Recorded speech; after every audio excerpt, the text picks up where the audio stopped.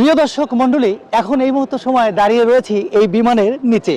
আমি বলতে চাচ্ছি, বিমান পানিতে চলে, বিমান আকাশে ওড়ে, আবার সেই বিমান কেন দাঁড়িয়ে থাকে?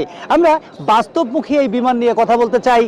নাই কোনো ভয়, যার কারণে বিমানের কাছে এসে মন হয়ে গেছে জয়, যার কারণে এখন এই ভিডিওটা বানিয়ে আপনাদের হৃদয়কে করতে চাই রক্ষা, যার কারণে নায়িকার যক্ষা।